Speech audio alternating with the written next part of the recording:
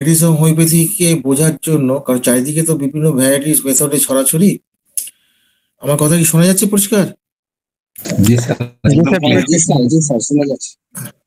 হ্যাঁ, তো এই চারিদিকে ছড়াছড়ি করে জুনিয়র ছেলেদের দোষ দেবো কেন? আমাদের সিনিয়ররাও যে কত কত কি কাণ্ড করছেন এ তো বলার মতো নয়।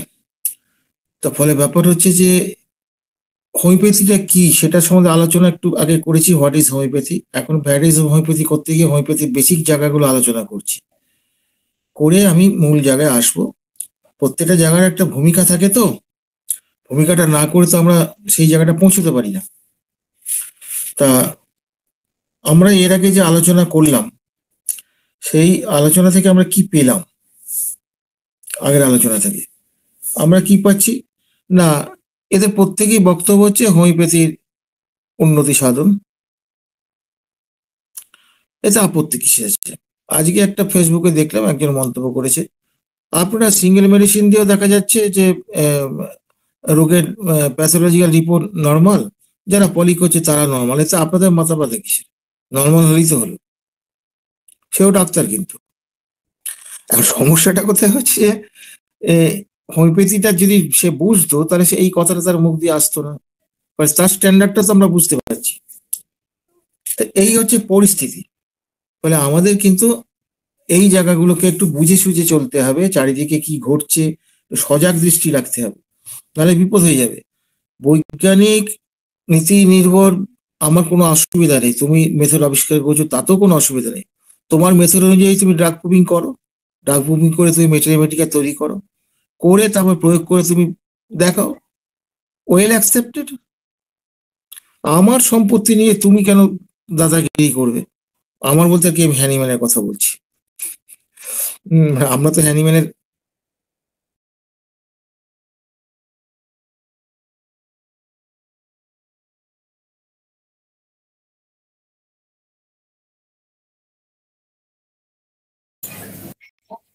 স্যার আপনার কথাটা শোনা যাচ্ছে না হঠাৎ করে। করছি তো লাভ, আর কিচ্ছু নয়। এবার হচ্ছে কি, যে হোমিওপ্যাথির বিরোধিতা করার আগে ভাবতে হবে যে হোমিওপ্যাথির নীতিটা প্রকৃতির নিয়মের উপর প্রতিষ্ঠিত, এটা হ্যানিম্যানের সৃষ্ট নিয়ম নয়।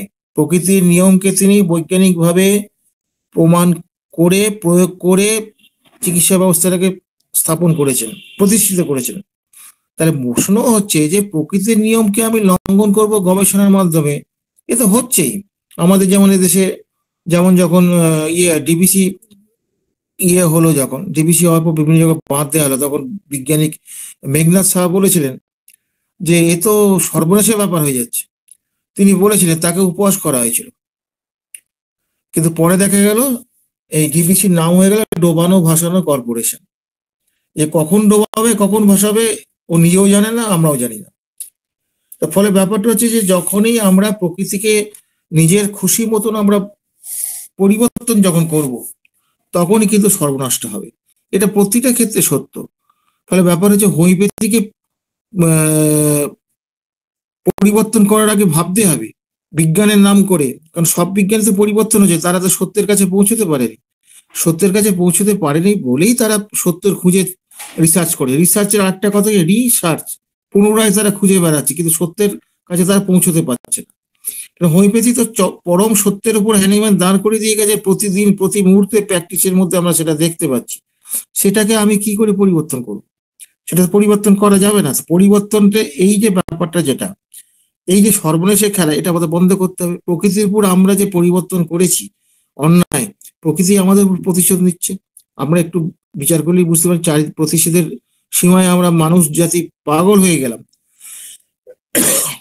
এবার হচ্ছে কি, এই যে প্রকৃতির যে পরিবর্তন যেটা করা হয়, দেখুন সেখানে কি করা হয়। প্রকৃতি পরিবর্তনের ক্ষেত্রে পৃথিবীতে প্রাকৃতিক সম্পন্ন যে বৈজ্ঞানিক উপায়ের দ্বারা কি করা হচ্ছে, সেগুলো সব মানে কিছু লোক কিছু ব্যক্তি সেটাকে সম্পদটা লুণ্ঠন করে চলেছে। তার ফলে কি হচ্ছে, প্রকৃতির সার্বিক রোষের শিকার আমরা হচ্ছি, যেটা একটু আগেই বললাম। প্রকৃতি আমাদের উপর প্রতিশোধ নিচ্ছে। তো অসুস্থতার ক্ষেত্রেও সে একই কথা তো, একই কথা তো। এখানেও যদি আমরা এই প্রকৃতির নিয়মকে ভঙ্গ করি, সেটা হোমিওপ্যাথি ওষুধ দিয়েই করি, অ্যালোপ্যাথি ওষুধ দিয়েই করি, আয়ুর্বেদিক ওষুধ দিয়েই করি, ইউনানি ওষুধ দিয়ে করি, যে কোনো বা টোটকা ওষুধ দিয়ে করি, যাই করি না কেন, এই নিয়ম ভঙ্গ আমরা যদি কোনোভাবে করি, তাহলে কিন্তু তার প্রতিশোধ সে নেবে। প্রতিশোধটা কার উপর নেবে? রোগীর। রোগীর রোগগুলো আরো জটিল হয়ে যাবে। তাহলে দেখা যাচ্ছে কি, যে বর্তমানে সবচেয়ে কোন জায়গাটা আমাদের গন্ডগোল? সবচেয়ে কলুষিত আমাদের মনোজগৎ। মন মনোজগৎটা আমাদের ভীষণভাবে কলুষিত। চারিদিকে তাকান, ভাই ভাইয়ের সঙ্গে বেইমানি করছে, প্রতিবেশীর সঙ্গে বেইমানি করছে, দেশের সঙ্গে বেইমানি করছে। তা এই যে বেইমানি, মানুষকে ঠকানো, এই যে ব্যাপারগুলো যেগুলো চলছে, এই যে এগুলো কিসের দ্বারা হচ্ছে? কলুষিত মনের দ্বারা হচ্ছে। তা কলুষিত মন যত হবে, রোগও তো তত কলুষিত হবে, তত জটিল হবে। এটা নিয়ে কোনো ঠিক নেই। আমরা অর্থ সম্পদ কামিয়ে, আমরা গাড়ি বাড়ি প্রচুর সম্পদ কামালাম, সমাজ থেকে আমরা টাকার ইয়ে করে ডোনেশন দিয়ে আমরা সম্মানও কিনলাম, সবই কিনলাম। কিন্তু ঘটনাটা হচ্ছে কি, মনোজগতের অবস্থাটা কি? আমরা যারা একটু হ্যানিম্যানিয়ান হোমিওপ্যাথি, মানে যদিও হ্যানিম্যানিয়ান কথাটা একটু আপত্তিজনক কথা, যদিও হ্যানিম্যান বলেছেন এক জায়গায়, তারপরে এই যে অর্গানোসম্মত হোমিওপ্যাথি যে আমরা যদি করি, তাহলে আমরা দেখতে পাবো যে সমাজটার কি অবস্থা। যারা এই মনের জায়গাগুলো, যে মানুষের যে ভয়ঙ্কর অবস্থা দাঁড়িয়ে গেছে, এই মানুষগুলোকে আপনি করুণাও করতে পারবেন না, এমন অবস্থা চাইলেও করতে পারবেন না, কারণ তারা এমন পরিস্থিতি আছে, সেখান থেকে বেরিয়ে আসার মতো তাদের ইচ্ছেও নেই, আর রাস্তাও অনেক ক্ষেত্রে বন্ধ। তার ফলে ব্যাপারটা হচ্ছে কি, এই যে মনোজগতের ব্যাপারটা, এইটা অত্যন্ত গুরুত্বপূর্ণ। অ্যানিম্যাল যে কাজটা করে গেছে ইয়েতে, সেখানে হচ্ছে কি, মন এবং শরীর দুটোরই কিন্তু স্বাস্থ্যের পুনরুদ্ধার, শুধুমাত্র শরীরের স্বাস্থ্যের পুনরুদ্ধার যেটা করা হচ্ছে আজকাল, ওই ইয়ে দিয়ে, রিপোর্ট দিয়ে দেখানো হচ্ছে। আরে বাবা, এই রিপোর্টটার মতো তো ফ্যালাসি আছে। আপনি দেখুন না, ধরুন আপনার একটা সুগার হয়েছে, আপনাকে কিছু ট্যাবলেট খাওয়ার পর সুগারটা পরীক্ষা করবে, হ্যাঁ, করে নিয়ে কি করবে? হ্যাঁ, করে নিয়ে সে কি করবে না, দেখাবে যে আপনার সুগারটা নর্মাল আছে। Is it normal? ওখানে দেখালেই নর্মাল হয়ে যাবে? আমাদের হোমিওপ্যাথি সমাজের এত হীনমন্যতা যে আমরা কেসটাকে প্রপার ওয়েতে আমাদের নিয়ম অনুযায়ী সারানোর পরেও আমরা কি করছি, দেখাচ্ছি, ফের দেখো আমি এটাই ছিল, আমি এই সারিয়েছি, এই রিপোর্ট এই বলছে।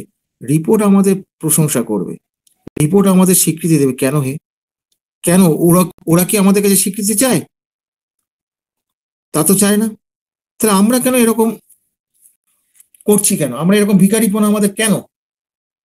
আমরা আমাদের কাজগুলো করে যাই, করে গেলে কি হবে, একটা সময় দেখা যাবে আমাদের কাছে আসতে বাধ্য হবে। এইটাই হচ্ছে ব্যাপার। তাহলে কি হচ্ছে, এই যে জাগতিক সুখ স্বাচ্ছন্দ্য, আমরা যা কিছু রোজগার করছি, যা কিছু পাচ্ছি, এতে জাগতিক সুখ স্বাচ্ছন্দ্য আপনি সবই পাবেন, কিন্তু ঘটনাটা হচ্ছে কি, মানসিক শান্তি, মানসিক শান্তি হতে আসে না। দুটোই দরকার, জাগতিক সুখ স্বাচ্ছন্দ্য দরকার, মানসিক শান্তি দরকার। এই দুটোর মধ্যে যদি ব্যালেন্স না থাকে, তাহলে কি হবে, রোগীটি কিন্তু, মানুষটি কিন্তু অসুস্থ হয়ে পড়বে। ফলে হ্যানিম্যান যে এই যে জীবনধারার কথাটা যেটা বলেছেন, যে সুস্থ মন সুস্থ শরীর, এই যে জায়গাটা, এইটা যদি আমরা বুঝতে পারি, তাহলেই বুঝতে পারবো যে তিনি একটা অসাধারণ জীবন শৈলী আমাদের উপহার দিয়েছেন। এবং আমাদের চিকিৎসকদের বলেছেন, তোমরা এইভাবে ইয়ে করো, তোমার স্বাস্থ্যের রক্ষক হতে গেলে পেশেন্টকে বোঝাতে হবে কিভাবে তোমার চলা উচিত। এবং হ্যানিম্যান যেটা করে গিয়েছেন, আমরা কি সেটা করছি? আমরা পেশেন্টকে বোঝাচ্ছি? আমরা শুধুমাত্র রেকর্ডিং করে রেকর্ডিং করছি, তার রেকর্ডিং তো অবশ্যই করবো, কিন্তু তারপরে কি করতে হবে, তাকে বোঝাতে হবে ওটা কেন হলো, কিসের জন্য হলো, কিভাবে তাকে পরিচালিত করতে হবে, সেই জায়গাগুলো বোঝাতে হবে না? এবং অন্যান্য চিকিৎসার সঙ্গে হোমিওপ্যাথির মৌলিক পার্থক্য কোথায়, এবং হোমিওপ্যাথি কেন যুক্তিসঙ্গত, সেটাকে আমরা বোঝাবো না? সেটা না বোঝালে কি করে হবে? আপনি ভাববেন যে উপকার দিলেন, আপনার প্রতি কৃতজ্ঞ থাকবে। আপনি তো উপকার অনেকের করেছেন, হোমিওপ্যাথির কথা বাদ দেন। আপনি বন্ধু বান্ধবের টাকা পয়সা দিয়ে, সাহায্য দিয়ে, সময় দিয়ে আমার উপকার করেছেন। কটা বন্ধু কৃতজ্ঞ আছে? পৃথিবীতে তো এরকম অকৃতজ্ঞ। তো ফলে আপনাকে কি করতে হবে, নীতি নির্ভর যিনি করে, নীতিকে এড়িয়ে যাবে বটে, ঠেকায় পড়লে নীতির তলায় আশ্রয় নিতে হবে তাকে। এটি হচ্ছে নিয়ম। তাহলে এই যে জীবন, তাহলে হোমিওপ্যাথি হচ্ছে কি, একটা জীবন শৈলী, একটা অদ্ভুত জীবন শৈলী। এবং এখানে হ্যানিম্যান কি করলেন, এই চিকিৎসার মধ্যে তিনি ওই উত্তেজক কারণ এবং পরিবেশক কারণকে একটা বিশাল গুরুত্ব দিলেন, কারণ এটা ছাড়া রোগ সাধারণত হয় না। তাহলে ব্যাপারটা হচ্ছে এই যে তার সঙ্গে 5 নম্বর ব্যাপারে ফ্যামিলি রিলেশনটাকে তিনি অত্যন্ত গুরুত্ব দিলেন, ওখানে আরো অনেক কিছু আছে। তাহলে এই যে উত্তেজক কারণ, পরিবেশক কারণ, এই উত্তেজক কারণগুলো কোথা থেকে আসে? দোকান থেকে তো কিনতে পাওয়া যায় না, এটা তো ফ্যামিলির মধ্যে থেকে আসবে, আপনার প্রতিবেশী যারা আছে, আমরা যে সমাজে বাস করছি সেখান থেকে তো এগুলো আসবে। তার মানে বুঝতে পারছেন যে এই এই জায়গাগুলো থেকে উত্তেজক কারণ এবং কি আসবে না, পরিবেশক কারণ, যে মেনটেনিং কজ বলে। তাহলে এইগুলো যাতে না আসে, এইরকম জীবনযাত্রা যদি আমরা পালন করতে পারতাম, তাহলে তো রোগী হতো না আমাদের। তাহলে বোঝা গেছে ব্যাপারটা, হ্যানিম্যান সমাজের ঠিক কোন জায়গাটা ঘাটা মেরেছেন। আমরা শুধু ওই রোগ রোগ করে তার কতগুলো সিমটম নিয়ে মাথামাতি করছি। হ্যানিম্যান গোটা সমাজটাকে এক পরিবর্তনের আহ্বান জানিয়েছেন, এবং সেটা হোমিওপ্যাথিরা করতে পারেন যদি সৎভাবে তারা এটা করেন। এবার ব্যাপারটা কিরকম হচ্ছে বর্তমান যুগে, দেখবেন শিশুদের কথা আপনাকে বলছি।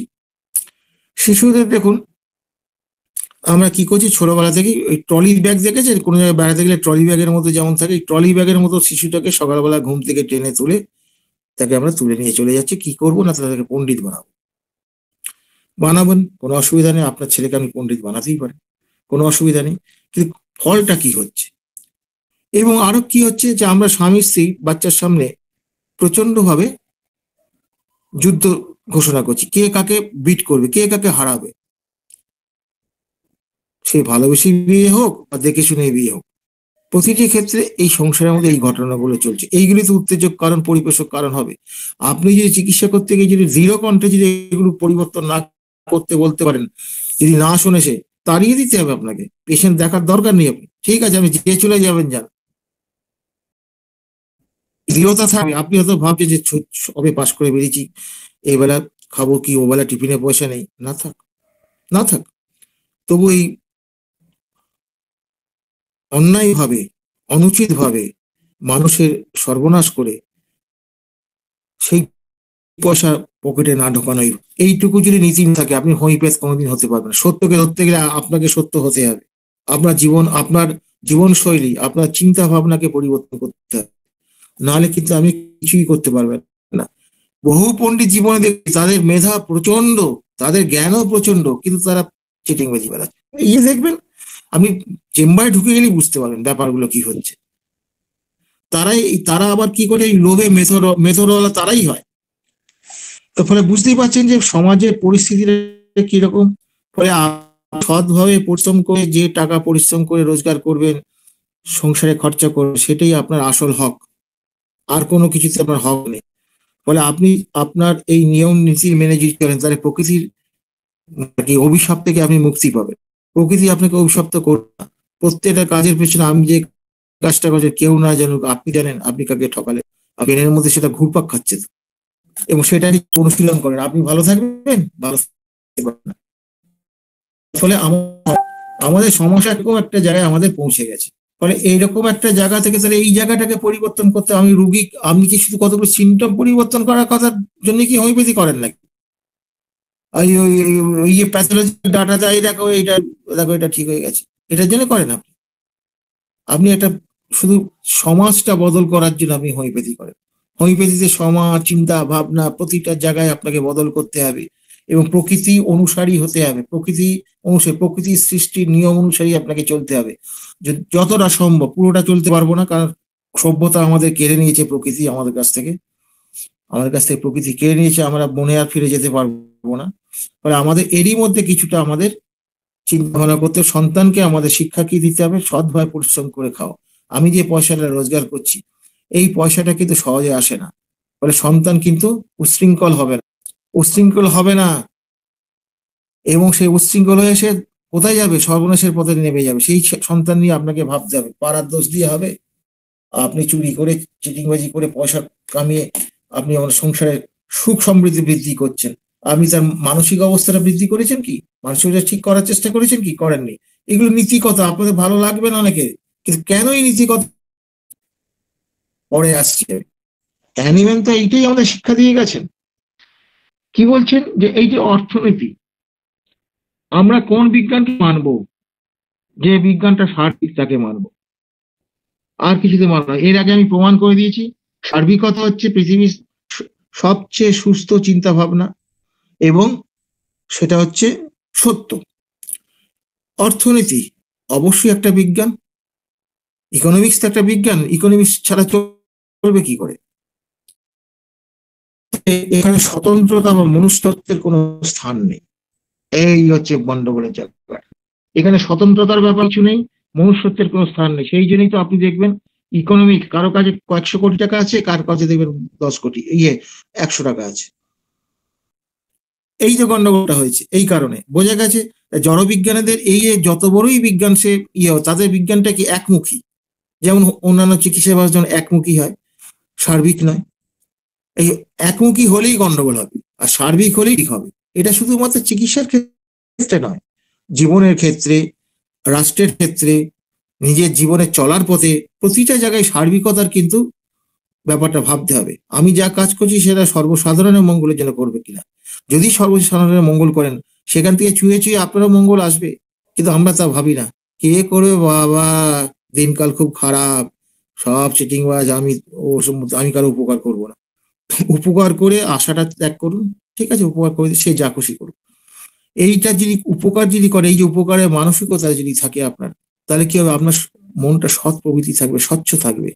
এই স্বচ্ছ থাকাটা প্রচন্ড প্রয়োজন, শুধু রোগের জন্য নয়, চিকিৎসার জন্য নয়, সুস্থভাবে বেঁচে থাকার জন্য। তার শিশুদের উপর আমরা কি করছি? ট্রলি ব্যাগের মতো নিয়ে চলে যাচ্ছি, চলে গিয়ে তাদের আমরা কি করছি, এবং বাবা মা কি করছি? যুদ্ধ করছি। আমি গত বুধবারের একটা ঘটনা বলি, তারা বুঝতে পারবেন। একটা 18 মাসের শিশু, 18 মাসের, প্রচন্ড শ্বাসকষ্ট, আমার সামনে এসে দেখছি শ্বাসকষ্ট, সে এরকম করছে, শ্বাসকষ্ট। তা আমাকে এক পেশেন্ট তাকে জোর করেই ধরে নিয়ে এসছে, ওরা আমাকে কাকা বলে, কাকা তুমি দেখো তো, এই 2 মাস ধরে তো ডাক্তাররা কিছু করতে পারছে না। ডাক্তাররা তারা দেখিয়েছে, তারা কিছু করতে পারছে না। এইবার ছেলেটা ছিল তার দিদার কোলে ছিল, দিদার কোল থেকে মায়ের কোলে ঝাঁপিয়ে পড়ে মাকে কি করলো? হামি খেতে শুরু করলো। প্রায় 5-7 মিনিট ধরে হামি খেতে শুরু করলো। ধৈর্যগুলো ধরুন, সিমটমকে কালেকশন করতে গেলে ধৈর্যটা ধরতে হবে। আমি ভাবছি ও হামি খাচ্ছে তো আমার কে যাই, তাড়াতাড়ি ওকে কোলে নাও তো, আমি একটা সঙ্গে কথাগুলো শুনবো। এইটা করবেন না, এই ভুলগুলো করবেন না। বাচ্চা তো, সে তো পেশেন্ট, হামি খাচ্ছে, প্রায় 5-7 মিনিট হয়ে গেল। তারপর হামি খাওয়া যখন শেষ হলো, তো তখন আমি বললাম, হ্যাঁ রে, তোকে এইরকম ভাবে ও হামি খায় সবসময়? বলে না কাকা, না দাদু, এইভাবে খায় না, আর এই মাস দুয়েক ধরে এরকম হচ্ছে। তারপরে ওর বাবা আবার ওকে নিতে চাইলো, বাবার কাছে যাবে না। আমার খেয়াল পড়েছে বাবার কাছে যাচ্ছে না। তখন ও কি করলো, ওর মা নিল। আমার দুটো জিনিস খেয়াল পড়েছে। তখন আমি তাকে জিজ্ঞেস করলাম, 2 মাস আগে কি এমন ঘটেছিল যে তারপর এরকম হচ্ছে? বলছে, দেখো আমি ওই একটা চাকরি প্রাইভেটে করছি, আমি 10টার সময় বেরিয়ে যাই, সন্ধ্যে 7টায় ফিরি, ফিরলে পরে ও ওরকম করে, ঘুরে ফিরে হামি খাবে, আমার পেছন ঘুরবে, সে আমাকে ছাড়বে না। এটা ঠিক আছে, এইটা পর্যন্ত ছেলেটা ঠিকই ছিল, কোনো গন্ডগোল ছিল না। হ্যাঁ, তখন ওই মাঝে মাঝে একটু ওই দমের কষ্ট, সোজা কথা একটা ডিপ ছিল, সেটা এমন কিছু ছিল না, উল্লেখযোগ্য ছিল। আর বাবার সঙ্গে মায়ের একদিন ঝগড়া হলো তুমুল। ঝগড়ার পর ছেলেটা কি করলো, ওই ঘর থেকে বেরিয়ে গিয়ে রান্নাঘরে গিয়ে বসেছিল, বসে বসে ওই বাচ্চাটা কাঁদছিল। তারপর থেকে বাচ্চাটা কিন্তু আর ওই বাবার কাছে যেতে চায়। এই যে বাবার কাছে যেতে চাইছে না, আমার নজরে পড়েছে। আমি জিজ্ঞেস করছি, কি হয়েছে রে, ওর কাছে যেতে চাইছে না? তোরা কি ঝগড়া করেছিস? ডাইরেক্ট জিজ্ঞেস করছি, ডাইরেক্ট জিজ্ঞেস করার নিয়ম না যদিও, যদি এদের ফ্যামিলির সঙ্গে আমার খুব ছোটবেলা থেকে মানে কি সম্পর্ক আছে বলে বলেছি। বলে হ্যাঁ দাদু, খুব ঝগড়া হয়েছে।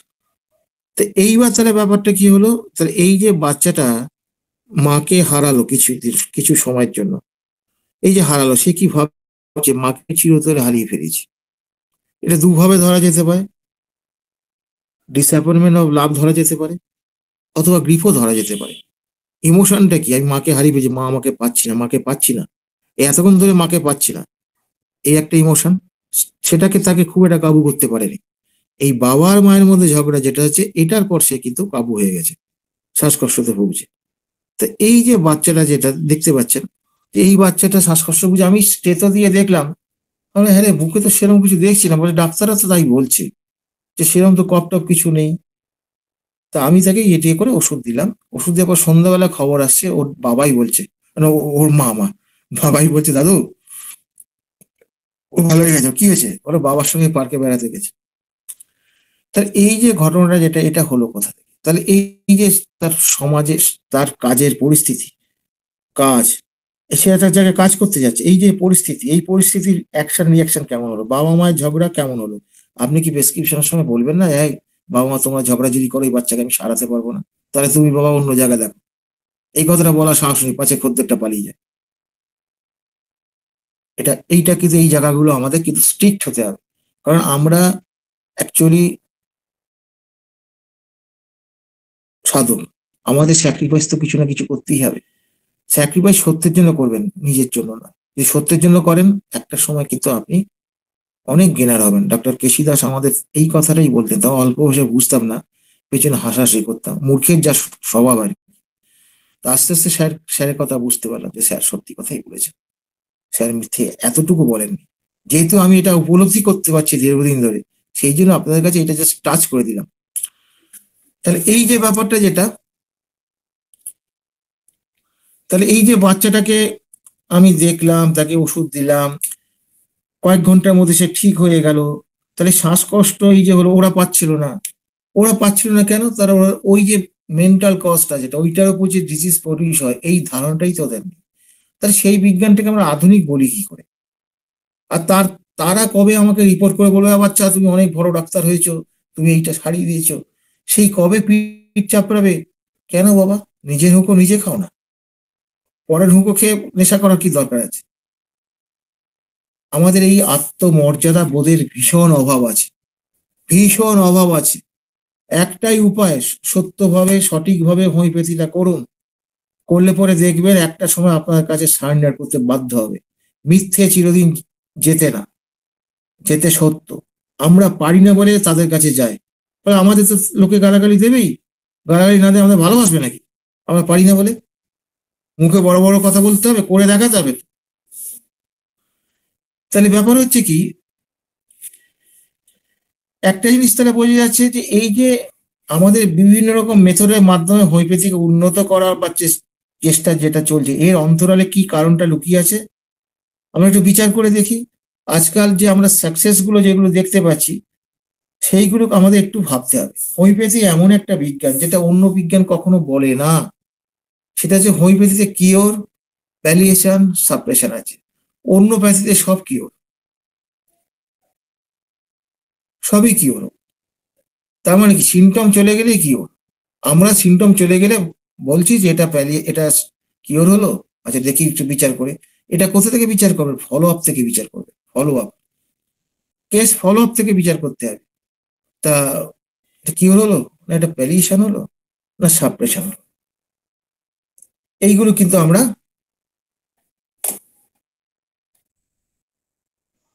আমি তো ইয়েটা না খুলেই বলে যাচ্ছি, সরি। তাহলে আমাদের এবার একটু এগোতে হবে। কি, তার বেসিক কতগুলো জিনিস আমাদের জানতে হবে। কিওর বলতে কি বোঝায়? কিওর বলতে কি বোঝায় সেটা হচ্ছে কি, কিওর কেন করতে চায় এরা? কিওরের কথাটা, মূল ব্যাপারটা হচ্ছে আরোগ্য আর উপশমের মধ্যে যে আকাশ পাতাল পার্থক্য আছে, এইটা কিন্তু তারা বুঝতে চায় না বা বুঝতে পারে না। কেন পারে না? কুঁড়েমি, আর কিছু না, কুঁড়েমি আর নলেজের অভাব, এই দুটো কারণে করে না। তাহলে কি হচ্ছে, তাদের ধৈর্য নেই। ধৈর্য না থাকলে সে কি করে বুঝবে, কি করে খাটবে, কি করে খাটবে, বুঝবে, পেশেন্টকে সময় দেবে, সময় দিয়ে তারপর তো আমি যে এই যে আজকে কেসটা যেটা বললাম, এটা কি ওই এইটুকু সময়ের মধ্যে তাকে প্রেসক্রিপশন করতে পারিনি আমি, সময় লেগেছে আমার অনেকটাই। তাহলে এই যে আমরা করব, তো এইটা যদি আমাদের কি করতে হবে না, পেশেন্টের সময় দিতে হবে, এটা একটা খুব গুরুত্বপূর্ণ বিষয়। তারপরে একটা কি ব্যাপার হচ্ছে না, আমাদের কুসংস্কার মুক্ত হতে হবে। জড়বাদী চিন্তা ভাবনার যে অপ্রতিরোধ আকর্ষণ আছে, সেটাকে অপ্রতিরোধ আকর্ষণ মানে কি, সহজে পয়সা রোজগার করার আকর্ষণ। এই জায়গাগুলো কিন্তু আমাদের উপেক্ষা করতে হবে, উপেক্ষা করে তবে আমরা হোমিওপ্যাথির মূল জায়গাটায় ঢুকতে পারবো। এবার হচ্ছে কি, আসল জায়গায় আসি। কিওর, কিওর তো সবাই চায়। তা কিওর বলতে কি বলা, হ্যানিম্যান কি বলছেন? এইটা কিওর বলতে কি, আমি ইংরেজিটা বলতে গিয়ে অনেকটা সময় লেগে যাবে, আমি বাংলাটা বলে দিচ্ছি। অর্থাৎ আরোগ্য বলতে বোঝায় আমূল পরিবর্তন, বিশৃঙ্খলা থেকে শৃঙ্খলায় ফিরে আসা। রোগীর রোগের শুধু কষ্টদায়ক লক্ষণ বা ভয়ঙ্কর লক্ষণটি শুধু দূর করা নয়, এবং ইহা সহজবোধ্য নীতির দ্বারা পরিচালিত হবে, অর্থাৎ প্রাকৃতিক আরোগ্যের নীতি অনুসারে। আরোগ্যের প্রকৃত অর্থ হচ্ছে সমগ্র লক্ষণ সমষ্টির স্থায়ী অপসারণ। এই লক্ষণ সমষ্টি মানে শুধুমাত্র আপনি যে প্যাথোলজিক্যাল রিপোর্টটা শো করছে ফেসবুকে, সেটা তো লক্ষণ সমষ্টি নয়, সেটা ওয়ান অফ দ্য পার্ট। ফলে কোনো একটা অংশকে যদি আপনি বেশি হাইলাইট করেন, তাতে যারা দেখবে তাদের সর্বনাশ হবে, আপনার তো সর্বনাশ হয়েইছে। কারণ ওই সে একই কথা বলছি, সার্বিকভাবে চিন্তা ভাবনা না করে পার্টের চিন্তা করলে পরে সর্বনাশ যেমন হবে, পার্টের জ্ঞান আপনার সর্বনাশ করবে এবং যারা আপনাকে ফলো করবে তাদেরও সর্বনাশ করবে। পার্ট পার্ট অংশের জ্ঞানটা নয়, সার্বিক জ্ঞানটাকে আমাকে সবসময় চলার পথ হিসেবে বেছে নিতে হবে। এরপরে কি হচ্ছে, তাহলে কি হচ্ছে, প্রকৃত আরোগ্যের জন্য অর্গানো নির্দেশিত পথে চলতে হবে। প্রকৃতির আরোগ্য রীতিকে সফল করতে আমরা অর্গানো নির্দেশিত পথে চলতে বাধ্য, অন্য কোনো উপায় আমাদের নাই। আমি এত বড় পণ্ডিত হইনি যে হ্যানিম্যানের উপরে আমি চলে যাব।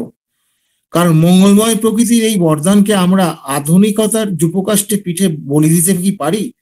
বাস্তবে প্রকৃতির বিরোধিতা, প্রকৃতির বিরোধিতা আপনারা নিজের জ্ঞান দিয়ে জানেন যে প্রকৃতির বিরোধিতা করে আজ পর্যন্ত মানুষ কোনো উন্নতি করতে পারেনি। পৃথিবীতে ধ্বংসের কারণ হয়েছে প্রকৃতির বিরোধিতা। এবার আসছে কি প্যালিয়েশন, উপশম। উপশমটা কি হচ্ছে না, এখানে কি হচ্ছে, সাময়িক কষ্টগুলোকে দূর করা হচ্ছে। তবে উপশমের প্রয়োজন আছে, যে ক্ষেত্রে ধরুন তার মৃত্যু মুখে পতিত হয়েছে, আরোগ্যের কোনো সম্ভাবনা নেই, পেশেন্টের কন্ডিশন খুবই কষ্টদায়ক, তার সারবার কোনো আশা নেই, সেক্ষেত্রে উপশম দরকার আছে। সেটাও কিন্তু সদিচ্ছ নীতিতেই করতে হবে, অন্য কোনো নীতিতে হবে না। ওই দেবেন উপশমের জন্য তখন কি বলে, ভাতার দাও ভাতার দাও, এটা দাও ওটা দাও, ওই পাঠশালায় হাঁটবেন না।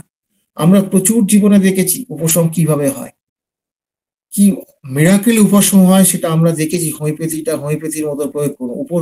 এই প্যালিয়েশন সম্পর্কে রবার্টসের এতে খুব সুন্দর রবার্টস বলেছেন, ওইগুলো পড়ুন।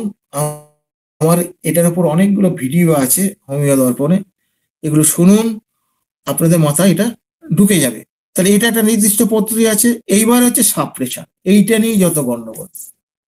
সাপ্রেশনটা অধিকাংশ ডাক্তারই বোঝেন না, অধিকাংশ চিকিৎসকই সাপ্রেশন বোঝেন না।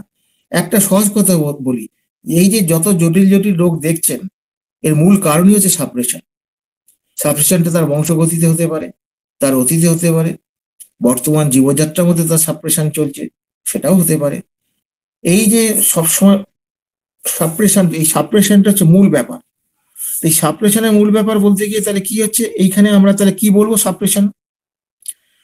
যেমন আমরা বড়াই করে বলি, কি বলি না, আমাদের শুল বেদনা বা লিউকোরিয়া বা ডায়রিয়া বা পায়ের পাতার ঘাম আমরা আরোগ্য করেছি।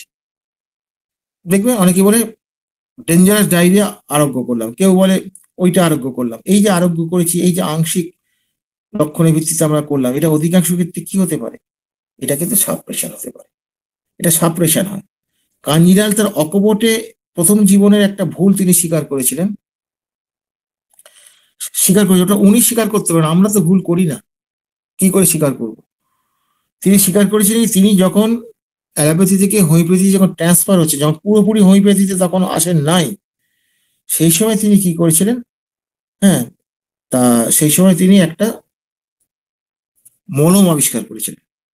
তার ছেলে, সম্ভবত নামটা তমাল বোধ হয়, খুব সম্ভবত অত্যন্ত মেধাবী ছেলে ছিল, তার একটা মাথায় একটা একজিমা ছিল, সেটাকে তিনি আরোগ্য করেন ওই ইয়ে দিয়ে। করার পরে কিন্তু পেশেন্টটা পরবর্তী রক্ত আমাশায় রোগী হয়ে যায়, প্রায়ই মাঝে মাঝে রক্ত আমাশা হতো এবং আলটিমেটলি ওতেই মারা যায়। ফলে তাকে এতটা মূল্য দিতে হয়েছিল ডক্টর কেসি দাস। এক্ষেত্রে ভুলটা কি বলবো, এটা ভাগ্যই বলতে পারেন। তার যে বড় ছেলে, তার জ্বরে, প্রচন্ড জ্বরে হয়েছে, তাকে ওষুধ দেওয়ার পর কি হলো, কানের পুঁজ, তার বাবা তখন তো জীবিত আছে, পরে তার নাতিকে সে ইএনটি দেখিয়ে সে কানের পুঁজকে করেছিল। তার কিছুদিন পরে জ্বর আসে। জ্বর আসার পর তখন তো উনি আর সারাতে পারছেন না, তখন বলছে তোর ছেলেকে তুই দেখ। তো স্যারের একটা স্যাড জিনিস কি, বহু হোমিওপ্যাথি ডাক্তার তখন ছিল, এটা আমি খুব দুঃখের সঙ্গে আপনাদের বলছি, আপনারা এরকম করবেন না। স্যার বলতে গেলে এক চোখের জল ক্লাসেও ফেলেছেন, আমরা দেখেছি। তাদের ডেকেছিলেন যে আমার ছেলেটা এরকম হলো, তোমরা একটু আসো, আমাকে একটু সাহায্য করে, আমি বাবা ভাই আমি পাজল হয়ে যাচ্ছি। কেউ তাকে সাহায্য করেন, কেউ তাকে সাহায্য করেন। এবং সেই সন্তানটি কি হলো, স্যারের ওষুধে কানে পুঁজটা ফেরত আসতে শুরু করলো। একদিন প্রচন্ড ঠান্ডা পড়লো, ঠান্ডা পড়ার পর সাপ্রেশন হয়ে গেল। সাপ্রেশন মানে কিন্তু আপনি ভাববেন না যে ওষুধ দিয়ে সাপ্রেশন হয়, ওষুধ ছাড়াও হতে প্রাকৃতিক নিয়মে সাপ্রেশন হয়, অর্গানানে দেখতে পাবে। তারপর তার মেনিনজাইটিস ডেভেলপ করলো, ছেলেটি মারা গেল। তা স্যার সেই ছেলেটির মাথায় হাত দিয়ে বলেছিলেন, একটু আবেগপ্রবণ হয়ে পড়ছি, যে ঈশ্বর আমাকে ক্ষমা করো, আমাকে এই শাস্তি দিও না, আমার হাতে যেন কারো সন্তান না মারা যায়, আমাকে এইটুকু আশীর্বাদ করো, আমি আর কিচ্ছু চাই না। কত বড় মনের মানুষ হলে এত বড় হতে পারে। তিনি এত বড় বলেই তো আজকে বাংলায় বহু তার ছাত্র সৎভাবে রোজগার করে তারা খাচ্ছে। তার ফলে বোঝাই যাচ্ছে যে মানুষ কতটা বড় হলে পরে মনের দিক থেকে একজন হোমিওপ্যাথ হতে পারে। এই জায়গাগুলো একটু খেয়াল করবেন আপনারা। এইবার হচ্ছে এই সাপ্রেশনের আপনাদের যে সাধারণ যদি উদাহরণ দিই, তাহলে আপনি একটু অসুবিধায় পড়বেন। আমি একটু সহজ উদাহরণ দিয়ে আপনাদের বোঝাই। আমি একটা পেশেন্ট, রাগ, যেমন আমি রাগের একটা উদাহরণ দিব। রাগ ধরুন 3 রকমের আছে, সোরারও রাগ আছে, সাইকোসিসের রাগ আছে, সিপিলিসের রাগ আছে। আমি একটা উদাহরণ দিয়ে বোঝাচ্ছি আপনাকে। তো একটা পেশেন্ট এসছে আপনার বাতের চিকিৎসার জন্য, আপনার কাছে এসছে, তাকে আপনি চিকিৎসা অবশ্যই করবেন। পুরো রেকর্ডিং করলেন, পুরো রেকর্ডিং করে তাকে একটা অ্যান্টিসাইকোটিক আপনি দিলেন। এবং তার সিমটমের মধ্যে অন্যান্য সিমটম পেয়েছে, তার রাগটা কেমন ছিল না, তার একবার যদি সে রেগে যায়, সে রাগটা কয়েকদিন স্থায়ী হতো, সে রাগটা ভুলতে পারতো না। এই হচ্ছে তার মজা। দেখা গেল কি আপনি ওষুধটা দিলেন, দেওয়ার পর তার গাঁটের ব্যথাগুলো সব কমে গেল। কমে গেল মানে কি, দ্রুত কমে গেল। আপনি আনন্দে লাফিয়ে উঠে, আরে বাবারে, ম্যাজিক অফ হোমিওপ্যাথি। প্রকৃত কি ওর ম্যাজিক সাধারণত হয় না, ও রেয়ার অকেশন, রেয়ার। আপনি তো আনন্দে নাচছেন। এবার সেটা কি করলেন, আপনি দেখালেন রোগীর যখন পা গুলো এরকম ফোলা ছিল, ছবিটা তুললেন, ছবিটা তুলে অ্যাড করে দিলেন, দেখো আমি কত বড় ডাক্তার হয়েছি। এবার সেই যারা হোমিওপ্যাথ তারা জিজ্ঞেস করবে, তারা তো আতঙ্কিত, বাড়ি আমি ওষুধ দিলাম, রাতারাতি এরকম বাতে দিয়ে চলে গেল, এ তো বড় গন্ডগোল আছে, একটু দেখি তো। তখন তাকে জিজ্ঞেস করছে যে আচ্ছা তোমার ওই রাগটা কেমন আছে গো, আগে তো রাগ হলে তো 8 দিন 10 দিন থাকতো। ও ডাক্তারবাবু, রাগ এখন অনেক বেড়ে গেছে। ও রাগের গল্প ছাড়ুন, আপনি এটা কমিয়েছেন, অনেক করেছেন, আপনি অনেক উপকার করেছেন, আমি আরো কয়েকজনকে বলেছি আপনার কথা, আপনার কাছে তারা আসবে। আপনি মনে মনে খুশি হলেন, তাই তো, আমি এমন কর্ম করেছি যে আমার কাছে আরো পেশেন্ট আসবে, আমার নাম ছড়াবে, আমি টাকা রোজগার করব। কি আনন্দ! আনন্দটা কোথায়? টাকার প্রতি, সত্যের প্রতি নয়। সত্যকে ধরে থাকলে কি আপনার রোগী আসবে না, না টাকা দেবে না তারা? অধিকাংশ পেশেন্ট কিন্তু ডাক্তারের যা চাহিদা সেটাই মিটিয়ে দেয়, কিন্তু আপনি তাকে চেয়ারে বসে তাকে সর্বনাশ করছেন। কি করে বুঝলেন? এই যে তার রাগটা বেড়ে গেল, সেন্টারে তার কষ্টটা বেড়ে গেল।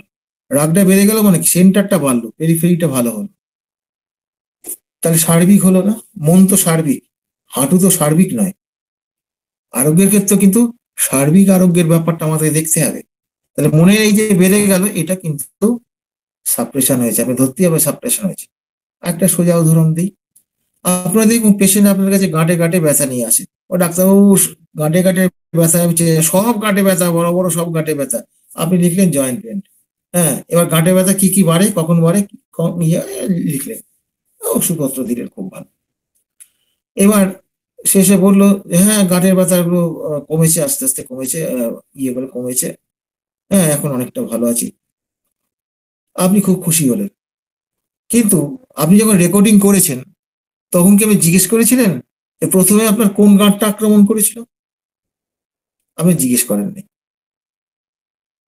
অত সময় কোথায় আপনার, আপনি তো ব্যস্ত লোক, তাড়াতাড়ি পয়সাটা পকেটে ঢোকাতে হয়। এবার তাকে জিজ্ঞেস করেননি।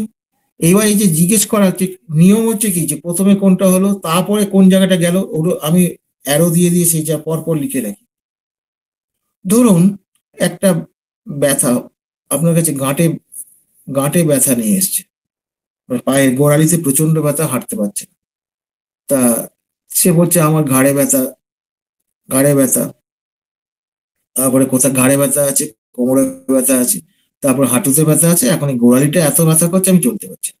আপনি ওষুধ দিলেন, ওষুধ দেওয়ার পর কি হলো, গোড়ালির ব্যথাটা আগে সেরে গেল, তারপরে হাঁটু ব্যথাটা সারলো, তারপর কোমরে ব্যথাটা সারলো, তারপরে কি করলো, ঘাড়ে ব্যথাটা সারলো। আপনি কি করলেন, তাকে ভিডিওতে বসিয়ে দিলেন, দেখো এক ওষুধে কিন্তু দেখো আমি সারিয়ে দিচ্ছি, একদম সুন্দর সারিয়ে দিচ্ছি। আমি সারাননি, তাকে একদম মানে পৃথিবী থেকে সরে যাওয়ার ব্যবস্থা করেছি। তাড়াতাড়ি সে সরে যাবে, যে কদিন বেশি বাঁচতে একটু আর দু সেটা আর বাঁচবে না। কেন? Please, mere suppression. Why suppression? Order of, অর্ডারটা ফলো করে। তার ঘাড়ে হয়েছিল তো, তার তার তার এই যে বাড়লে পরে কি হবে, কিভাবে সরবে? আগে সরি, আমি একটু একটু বলা ভুল হয়ে গেছে, সরি সরি, একটু ভুল হয়ে গেছে। ঘাড়ে ব্যথা ছিল, কোমরে ব্যথা ছিল, হাঁটুতে ব্যথা ছিল, পায়ে ব্যথা ছিল, এই ব্যথাগুলো ছিল তো। তা এই যে ব্যথাগুলো ছিল, তাহলে এই যে ব্যথাটা যে ছিল এইখানে, তাহলে কি হলো না, ওষুধ দেওয়ার পর তার প্রথমে একটা অ্যাগ্রাভেশন হলো। অ্যাগ্রাভেশন হওয়ার পর পায়ের ব্যথাটা প্রচন্ড বেড়ে গেল। এই যে প্রচন্ড বেড়ে গেল, এইবার কমবেটা কি করে? কমার নিয়মটা আমি আগে বলে ফেলেছি ভুল করে। দেখা গেল কি, তার আগে কি করলো, ওই উপরে ইয়ে ঘাড়েরটা কমলো, তারপর কোমরটা কমলো, তারপর হাঁটুটা কমলো, তারপর পায়েরটা কমলো। আপনি ভাবছেন হেরিং ল ফলো করেছে, আমি তো তাই ভাবছেন। হেরিং ল তাই তো উপর থেকে নিচের দিকে মুখস্থ করেছে, কিন্তু হেরিং ল তো ঠিক আছে, কিন্তু এই ক্ষেত্রে এটা হেরিং ল হলো না। কেন? অর্ডারটা ফলো করলো কি? অর্ডারটা ফলো করলো না, অর্ডার অফ সাকসেশন এখানে হয় নাই। এখানে ব্যাপারটা হচ্ছে কি, যেটা সবচেয়ে কাছে বা যেটা সবচেয়ে রিসেন্ট হয়েছে সেটা আগে যাবে, সেটা আগে যাবে, তারপর ওটা হবে। এই হচ্ছে নিয়ম। ফলে এখানে ব্যাপার হচ্ছে আগেই পায়ের ব্যথাটা রিসেন্ট, যেটা এটা আগে যাবে, তারপর হাঁটু যাবে, তারপর কোমর যাবে, তারপর ওটা যাবে। এই যে অর্ডারটা যদি না হয়, তাহলে কিন্তু ওটা সাপ্রেশন হয়ে গেছে। এবং এইরকম সাপ্রেশন আমরা বহু কিছু করে ফেলছি, বুঝিয়ে অথবা না বুঝিয়ে।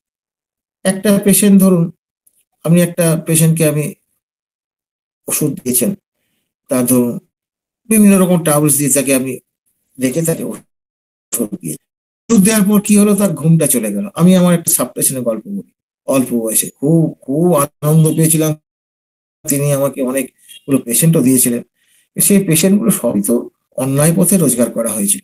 একদম আর্লি তখন পাস করে বেরিয়েছি, সব কিছু দিতে হবে। স্যারের কাছে গিয়ে এমন বকা খেয়েছিলাম, সে আর বলার মতো না। তা তার নাকে একটা পলিপ কেউ সারাতে পারছে, বলে আমি অপারেশন করবো না, ওই নাক বন্ধ হয়ে যায়। আমি তাকে সাইলেসিয়া দিয়েছিলাম। সাইলেসিয়া দিতে পলিপটা দিন 15 মধ্যে চলে গেল। বিশাল নাম হয়ে গেল, তাদের পরিবারের সবাই আমার কাছে আসতে শুরু করলো। ধীরে ধীরে তার ঘুমটা চলে গেল। সে ঘুমটা আমি আর কোনোদিন ফেরত আনতে পারি, তখন তো আমি এটা বুঝতাম না সাপ্রেশন। স্যারের কাছে বলতে স্যার খুব বকা দিয়েছিল, বলে এটা সাপ্রেশন হয়ে গেছে। তো যাই হোক, এরকম ভুলগুলো আমরা করে থাকি। শোনো, অজ্ঞাতে ভুল করা, অনিচ্ছাকৃত ভুল করা, তার ক্ষমা আছে। কিন্তু জেনে বুঝে ভুল করা, এটা ক্ষমার অযোগ্য। তাহলে আমি আজকে এই সাপ্রেশনটা নিয়ে আমি যেটা বললাম, আপনারা ফলো আপ করতে গিয়ে দেখবেন এইগুলো দেখতে পাবেন। এগুলো যদি দেখতে পান, তাহলে বুঝতে পারবেন যে কি হচ্ছে। এবার দেখুন, আরেকটা ছোট উদাহরণ দিয়ে আপনাদের বলি। একটা পেশেন্ট, সে কি দেখতো না, ঘুমিয়ে ঘুমিয়ে সে দেখতো শত্রুদের ধরে পেটাচ্ছে, শত্রুদের ধরে পেটাচ্ছে, তার সঙ্গে যারা শত্রুতা করেছে তাদের পেটাচ্ছে। এমনি সে খুব ভীতু টাইপের মানুষ। ওষুধ দেওয়া হয়েছে, ওষুধ দেওয়ার পর কি হলো না, উম, বেশ বাড়াবাড়ি হয়েছে। তো এবার ওই স্বপ্নের জায়গাটা যখন ইয়ে করতে গেলাম তখন বলছি, ডাক্তারবাবু এখন আর ওদের মারছি না। আর কি করছেন? মারছি না, ওদের দেখছি। এই মারামারি করে কি হবে? হ্যাঁ, এই দুদিনের সংসার, সে মিউচুয়াল করে নেওয়ারই ভালো। এরকম স্বপ্ন দেখছি। What is this? তার মানে কি, এই প্রতিশোধ করার যে প্রবণতাটা সেটা কমতে শুরু করেছে, তার সেন্টারে তার আরোপ হতে শুরু করেছে। তাহলে কি হচ্ছে, এটা কিওরের দিকে যাচ্ছে। উল্টোটা যদি হতো, প্রতিশোধ ক্রিয়াটা যদি আরো বেড়ে যেত, তাহলে সাপ্রেশন। আশা করি আজকে আমি ছোট্ট করে এটা বোঝাতে পেরেছি বা বোঝাবার চেষ্টা করছি। জিনিসটা অত সোজা নয়। আর সাপ্রেশন এগুলো আমাদেরও বুঝতে অনেক সময় লেগেছে, প্রথম জীবনে বুঝতাম না। বুঝলেই মহা মুশকিল। বুঝলেই না আপনার সাফল্য অনেক কমে যাবে। সেটা যদি মানতে রাজি থাকেন তাহলে এগুলো বুঝুন, বুঝে আপনারা এগিয়ে চলুন। তা আজকে আমি এইটুকু বলেই শেষ করছি। যদি কোনো ভুল ত্রুটি থাকে, সিনিয়র যদি কেউ থাকেন, সেটা সংশোধন করে দেবেন। আমি সেটা মেনে নেব। কোনো প্রশ্ন থাকলে অবশ্যই এই রিলেটেড প্রশ্ন করবেন, অন্য জায়গায় যাবেন না, তাহলে মুশকিল আছে।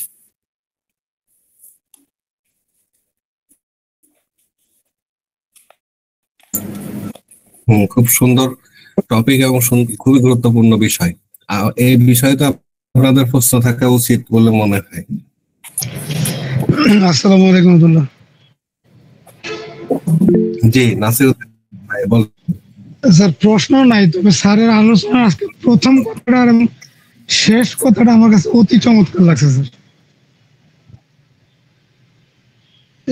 এই কথাটা কি যে প্রথমে যে বললেন স্যার যে একক ওষুধ দিয়ে সিঙ্গেল মেডিসিন দিয়েও আপনারা প্যাথোলজিকে দূর করছেন, আর আমরা মিশ্র প্যাথি দিয়ে প্যাথোলজি দূর করছি, পার্থক্যটা হলো কথা এই কথাটা। আর সর্বশেষে স্যার যে কথাটা বললেন, এই কথাটা খুবই সুন্দর স্যার, ব্যাখ্যাটা আর অনেক কিছু ক্লিয়ার হয়েছে, অনেক কিছু বুঝতে পারছি। ধন্যবাদ স্যার। নাসিরউদ্দিন ভাই। নাজিম উদ্দিন। জি স্যার, আমার কথা শোনা যাচ্ছে? জি, শোনা যায়। জি জি জি স্যারকে অনেক অনেক ধন্যবাদ। স্যার আমাদের জন্য এত কষ্ট করেন, এত কষ্ট করে আমাদের জন্য সময় ব্যয় করেন। স্যারকে অনেক ধন্যবাদ। আমরা এই ঋণ তো শোধাতে পারবো না, শোধানোর চেষ্টাও আমরা করতে রাজি না। আমরা শিখতে চাই স্যারের কাছ থেকে আরো। যাই হোক, নাসির ভাই যেটা বললেন, সেই দুটো বিষয় তো অবশ্যই খুবই ইন্টারেস্টিং ছিল এবং পুরো আলোচনা জুড়ে তো শিক্ষণীয় বিষয় ছিল। বিশেষ করে এই যে একটা বিষয়, এই যে স্বপ্নের মধ্যে যে রোগীর কোনটা আরোগ্যের দিকে যাচ্ছে কিংবা সাপ্রেশনের দিকে যাচ্ছে, এই যে বোঝাটা, এটা একটা নতুন করে মানে আরো পরিষ্কার হওয়া একটা বিষয়। হুম হুম মানে আরো আরো বেশি পরিষ্কার হলো, আরো বেশি পরিচ্ছন্ন হলো আমাদের সবার জন্য। কত চমৎকার কথা। তাহলে স্যার এরই সূত্র ধরে আমি বলতে চাই, আপনার কাছে জানতে চাই যে ভালো কিছু স্বপ্নেও যদি তাই ঘটে, যেমন এই যে প্রতিশোধ প্রবণতা, এটা তো ভালো কিছু না, কিন্তু ক্ষমা করে দেয়া এটা এটা তো হচ্ছে স্থির হৃদয়ের চিহ্ন। কাজে এই যে এইখানেও এই যে যদি খারাপের দিকে যায় তাহলে বুঝতে হবে যে তার স্বাস্থ্য খারাপের দিকে যাচ্ছে, আর যদি ভালোর দিকে যায় তাহলে বুঝতে হবে যে স্বাস্থ্য ভালোর দিকে যাচ্ছে। এরকম কিনা বিষয়টা স্যার? হ্যাঁ, অবশ্য তাই তো। আমাদের শুনুন, আমাদের যে শরীরটা, শরীরের মধ্যে কতটা আমাদের ইচ্ছার অধীনে আছে, বা বেশিরভাগটাই তো আমাদের ইচ্ছের বাইরে। হার্ট বলুন, কিডনি বলুন, সেই বড় বড় অর্গান গুলো, সেগুলো কি আমাদের ইচ্ছেতে চলে? যেটুকু আমাদের ইচ্ছে মধ্যে আছে সেইটুকু যদি সুস্থভাবে না ইচ্ছা থাকে, ভাবনা চিন্তা না থাকে, তাহলে আমাদের শরীরটা ভালো হবে কোথা থেকে? শরীরের দ্বারা তো মন ভালো থাকে না, মনের দ্বারা শরীর ভালো থাকে। তাই নয় কি? এক্স্যাক্টলি স্যার, তাই নয় কি? Exactly sir. আজকে যদি আপনাকে একটা আঘাত করা হয়, বা আপনি একটা কোনো বিভিন্ন রকম কোন রকম মানসিক আঘাত যদি পান, তারপরে আপনার খাওয়া, ঘুম, অনেক কিছুই পরিবর্তন হয়ে যায়। দেখবেন এগুলো সঙ্গে সঙ্গে হয়। কত লোক আছে দুঃখ পেয়ে গলায় দড়ি দিয়ে মরছে, কথাগুলো ট্রেনে মাথা দিয়ে মরছে। কেন মরছে? মনটা তার গন্ড হয়ে গেছে, তখন তার দেহের কোনো মূল্য থাকে না। Exactly sir. এইটা খুব বোঝার জায়গা, খুব মজার জায়গা, খুব ভালো একটা চিকিৎসা শাস্ত্র, যেটা দিয়ে আপনি জীবনটাকে পরিবর্তন করে ফেলতে পারেন। জি স্যার, ধন্যবাদ স্যার। আমি তপন দার পক্ষ থেকে একটা প্রশ্ন করি। তপন দা একটা প্রশ্ন করেছেন, উনি বলতে পারেননি, লিখে দিয়েছেন। সেটা হলো প্রাকৃতিক ভাবে সাপ্রেশন কিভাবে হতে পারে, এই বিষয়ে যদি স্যার ওটা আরেকটু অর্গাননে আছে বাবা, অর্গাননে আছে। আমি আমি তো ওই আমার একটা দোষ বলে আমি নাম্বার বলতে পারি না, অর্গাননে আছে, ন্যাচারাল সাপ্রেশন আছে, এটা খুঁজতে হবে আপনাকে। আমি নিশ্চিতভাবে বলছি আছে, আমরা পড়েছি। আমি ওই আমার একটা দোষ আছে ভাই, আমি তো প্রথম থেকেই বারবার একটা কথা, অর্গাননকে আমি কখনো অ্যাপোরিজম অনুযায়ী বোঝার চেষ্টা করি, আমি সার্বিকভাবে বোঝার চেষ্টা করছি। ওই অ্যাপোরিজম হলে পরে কোনো একটা জায়গার উপর আমার বেশি যদি নজর পড়ে যায়, তখন সে ওই যে একদিকে উন্নতি বেশি হবে, গন্ডগোল হয়ে যাবে। এই বেসিক জায়গাটা আমি ধরে রাখার চেষ্টা করছি। তবে আপনি বললেন যখন, আমি যদি পাই পরবর্তীকালে আমি বলে দেবো, আমাকে আছে।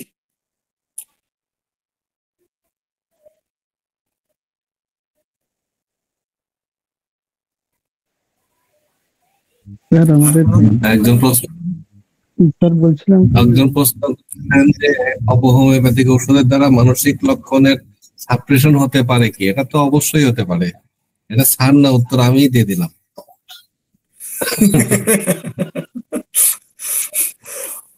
হোমিওপ্যাথির দ্বারাও সাপ্রেশন তো হয় মনে হয়। ভুল ওষুধ সিলেকশন হলে হবে তো।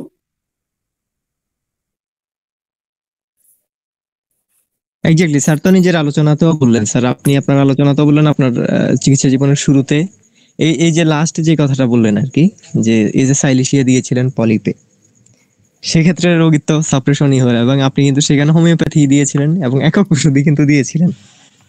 তো এরকম অহরহ ঘটনা আমাদের মাধ্যমেও কিন্তু হয়, আমরা হয়তো বুঝতে পারি না। এই যে সাপ্রেশনটা যে হলো, এইটুকুই আমরা অনেকেই বুঝি না। এটা হলো সমস্যার জায়গাটা। যাই হোক স্যার, আপনাকে অনেক ধন্যবাদ পক্ষ থেকে। ওই জন্যই তো অর্গানো ফিলোসফি গুলো বারে বারে পড়তে হবে, বারে বারে পড়তে হবে। অর্গানো একদিনে বুঝতে পারবেন না ভাই। অর্গানো হচ্ছে হ্যানিম্যানের মেধা শ্রেষ্ঠতম লেখা। কজন আমরা বুঝতে পেরেছি? আমরা সব আংশিকভাবে কিছু না কিছু বুঝেছি, শারীরিকভাবে বোঝা কি এত সোজা? বোঝার চেষ্টা করছি, বুঝে ফেলেছি, এই কথাটা বলা সাহস আমার নেই। এই বোঝা নেই, বোঝা হয় না বলেই তো বিভিন্ন মেথড সৃষ্টি হচ্ছে, নাহলে তো মেথড একটাই হবে, আবার কি হবে? জি, তবে স্যারের আজকের আলোচনা একটা খুব কষ্ট লাগলো মনে। স্যার যে ওনার স্যারের কথা বললেন যে ওনার বাচ্চা অসুস্থ, আমাদের সবার কাছে উনি সহযোগিতা চাইলেন, কেউ করলো না। আসলে স্যার এই জিনিসটা অত্যন্ত কষ্টকরী বিষয় নিজের কি আছে? পরিবারের ক্ষেত্রে। এখনো কি আছে এরকম সহযোগিতা হোমিওপ্যাথদের মধ্যে? না, নাই স্যার, এটা দৃঢ়ভাবে বলা যায় নাই। তাহলে আসলে আমাদেরকে আরো মানবিক হওয়া উচিত। এক্সপেরিয়েন্স আমাদের অনেক কিছুই দেয়। স্যারের আজকে আলোচনাটা ছিল একদম টোটালি কমপ্লিটলি, এটা একটা প্র্যাকটিক্যাল ইস্যু, একদমই মোস্ট প্র্যাকটিক্যাল ইস্যু। এই জন্য আর প্রথম দিনের ক্লাসে স্যার একটা শব্দ ব্যবহার করছিলেন, সেটা হচ্ছে হোমিও পণ্ডিত। হোমিও পণ্ডিতের অভাব নাই, ঠিক আছে। আসলে পণ্ডিতি অনেক করা যায়, কিন্তু প্র্যাকটিক্যাল এসপেক্ট থেকে আজকের বিষয়টা বোঝার জন্য আমাদের অবশ্যই রোগী পর্যবেক্ষণ এবং রোগীর যেই কেস টেকিং সহ রেপার্টাইজেশন এবং ওষুধ দেওয়ার আগে সিদ্ধান্ত নেওয়ার সময় আমাদের গভীরভাবে অবশ্যই চিন্তা করতে হবে, না হলে এই এক্সপিরিয়েন্সটা থেকে আমরা সবসময় বঞ্চিত হব, ঠিক আছে। এবং আমরা যত সতর্ক থাকবো, সাপ্রেশনটা ততটা মুক্ত থাকতে পারবো। যাই হোক, আজকের খুবই গুরুত্বপূর্ণ ইস্যু ছিল, খুবই প্র্যাকটিক্যাল ইস্যু, এবং আপনাদেরকে আমি অনুরোধ করব যে যারা প্র্যাকটিস শুরু করেন নাই, তারা প্র্যাকটিস শুরু করেন, তাহলে সাপ্রেশনও কি বুঝতে পারবেন। কারণ প্রত্যেক ডাক্তার হতে গেলে কিছু সাপ্রেশন হবেই, কিছু প্যালিয়েশন হবেই, কিছু একটা হবেই, কারণ মানে একটু ভুল তো আমাদের প্রত্যেকেরই হবে কম বেশি। এবং আমরা তো যেহেতু অর্গানন কমপ্লিটলি বোঝা খুবই সময়ের ব্যাপার, অনেক অভিজ্ঞতা থেকে বুঝতে হয়, জ্ঞান দিয়ে বুঝতে হয়, স্যারদের মতো বিজ্ঞজনদের পাশে থেকে বুঝতে হয়। সবকিছু সময়ের ব্যাপার, কিন্তু সবচেয়ে বেশি বড় গুরুত্বপূর্ণ বিষয় হচ্ছে নিজেরা প্র্যাকটিস শুরু করা। আমি মনে করি আজকে আলোচনা থেকে এটা আমার খুবই উপলব্ধি হচ্ছে, এবং আমাদের স্টুডেন্ট যারা এখনো প্র্যাকটিস শুরু করেন নাই, হোমিও পণ্ডিত হয়েছেন অনেকে কিন্তু প্র্যাকটিস শুরু করেন নাই, আমি তাদেরকে বলবো কম বেশি ছোটখাটো প্র্যাকটিস শুরু করেন এবং আস্তে আস্তে এই বিষয়গুলোর প্র্যাকটিক্যাল এক্সপিরিয়েন্স গ্রহণ করেন। অসংখ্য ধন্যবাদ সবাইকে। স্যারকেও অসংখ্য ধন্যবাদ, রাত করে আমাদেরকে সময় দিয়েছেন এবং আমরা খুবই এনজয় করেছি আজকের ক্লাসটা। খুবই মানে প্রত্যেকটা ক্লাসই ভালো, কিন্তু আজকের ক্লাসটা খুবই জরুরি ছিল এবং খুবই গুরুত্বপূর্ণ ছিল এবং খুবই প্রাণবন্ত আলোচনা হয়েছে। ধন্যবাদ স্যারকে, অসংখ্য ধন্যবাদ। সবাইকে ধন্যবাদ। শুভরাত্রি। তাহলে সবাই ভালো থাকবেন। আবার স্যারের আগামী ক্লাসে আমরা আরো একটা চমৎকার ক্লাস আচ্ছা, আগামী রবিবার কিন্তু আমি বসতে পারবো না। জি স্যার, আগামী রবিবার আমাদের আগামী